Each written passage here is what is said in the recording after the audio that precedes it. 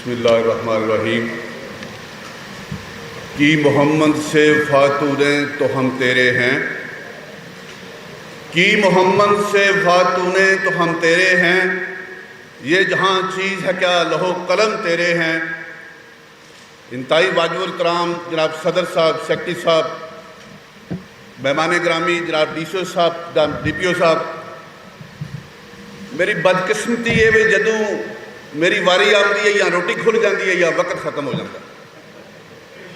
दुनिया के किसी प्लेटफार्म पर होवा, मैं चूँकि टटेरियन हाँ, मैं पंजाबी च गुफ्तगू करना हाँ।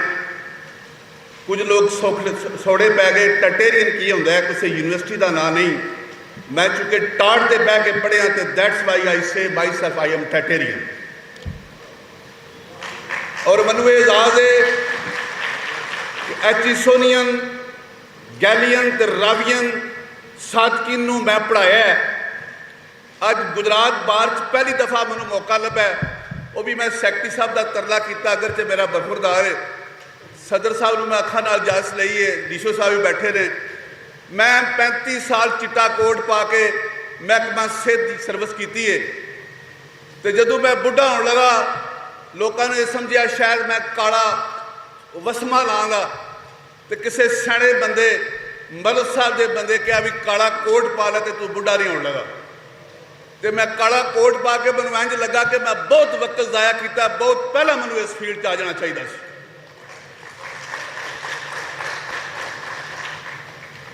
DCO साहब दियां बड़ियां मसरूफियात होण दियां, लेकिन रोटी जड़ा स्वीट डिश उसका अपना ही मज़ा होंदा है। मैं चूँकि बिन बनाए हुआ आ गया, कहना मतलब चलो मैं स्टेज पर धक्के नाल आया। मेरी तकरीर सुनने वास्ते लोग 5 स्टार बुक कराते हैं, आन जान का टिकट भी देंगे ने। चूँकि मैनू मेरा पता कोई नहीं किसी को मैं कितना अच्छा मुकर्रर हाँ, तो मैं इस बार चढ़ के अपने आप का कद समझा, मेरा कद वध गया।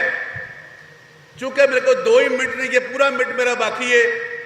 कायनात दे रब का शुक्र अदा करना जिन्हें मनु ते तुहानू बगैर वक्त तू, बगैर मेहनत तू, बगैर सिफारिश तू मुसलमान के घर पैदा करता। असी बाई चांस मुसलमान बन गए। साढ़े चों एक बंदा भी बाई चांस मुसलमान नहीं, बाई चांस मुसलमान ने। इस वास्ते असी कुरान पढ़ के नहीं मुसलमान बन गए, कुरान चुक के मुसलमान बने। उस तो वध के मैं रब का शुक्र अदा करना, कायनात दे रब ने आजाद मुल्क पैदा करता। सानू कोई वक्त नहीं करना पिया, सानू आज़ादी वास्ते कोई वक्त नहीं करना पड़ता, सिर्फ साढ़े बुजुर्गों ने वक्त किया। अज असीं पक्की पकाई ते बैठे हैं, जिहड़ी शै मुफ्त लभ जो कोई कदर नहीं होंदी है। थोड़ा जिहा गोला वजया, साढ़े बच्चों नूं, साढ़े बुजुर्गों नूं, साढ़े जवानों नूं समझ आ गई आज़ादी की क्या तारीफ होंदी है। चूँकि वक्त कम है, मैं फिर रब का शुक्र अदा करना है। कायनात दे रब ने सानू एडे तगड़े शहर च पैदा करता जिसका नाम जिला गुजरात है। मैं दुनिया के जिस मुल्क में गया, लोगों पूछा गुजरात पाकिस्तान से कि पाकिस्तान गुजरात में। और यह गुजरात है जिन्हें हर फील्ड दे विच अपना झंडा वखरा बुलंद रखा है। खाओ सियासी मैदान होवे, खाओ अदबी मैदान होवे, खाओ जंग का मैदान होवे। जंग के विच भी नंबर 1 ते गुजरात है, सियासी ते भी नंबर 1 गुजरात है, मजहबी तौर पर भी गुजरात है। तो जो वफा का मैदान होया तो सोहनी ने अपनी जान दे के वफा विच भी अपना साबित करता कि गुजरात है नंबर 1 ते।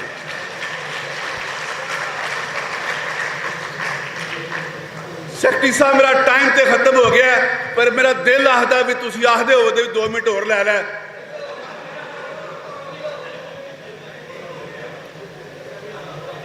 जिहड़ी शाह मुफ्त लभे उसकी कदर कोई नहीं होंदी। मैं मल साहब का एसोसीएट हाँ, मैनू बड़ा फखर है कि एडे तगड़े बंदे ने मैनू अपने नाल बहने की इजाजत दी है। अज चूँकि पहली दफ़ा मैनू तुसीं मौका दिता बोलने का, अगर जे धक्के नाल मैं लिया, फिर मैं रब का शुक्र अदा करना है। कायनात दे रब ने मनु ते तुहानू एडा वड्डा एहसान करता, उस उम्मत का उम्मती बनाता जिस उम्मत का उम्मती बनने वास्ते कायनात की तारीख पढ़ के देख लो। अंबिया कराम ने कायनात के रब पर हाथ जोड़े, या रब्बुल इज्जत साढ़े को यह नबुवत वापस आ लो, सानू सिर्फ सानू यदी अल्लाह नबी सल्लम की उम्मत विचों पैदा कर, यह भी सानू शाह मुफ्त लभ गई।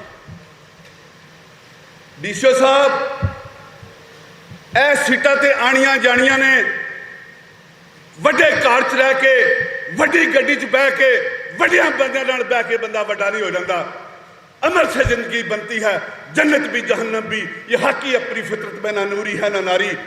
सदरे बार तुसी सैमीनार ते मुलाकात करता है, लेकिन let's be positive, let's be practical.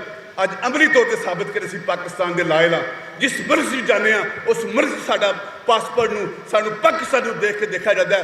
असीं 10 पैक का डब्बा जो मुल्क तो बाहर जाइए तो बास्केट सटने जो पाकिस्तान अपनी चौक सट सटने।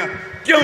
लेट्स बी पॉजिटिव, पाकिस्तान नाल मोहब्बत करे हुए असीं प्रैक्टिकल होकर दसीए। Thank you very much. आप देख रहे हैं पाक न्यूज, पाकिस्तान की आवाज।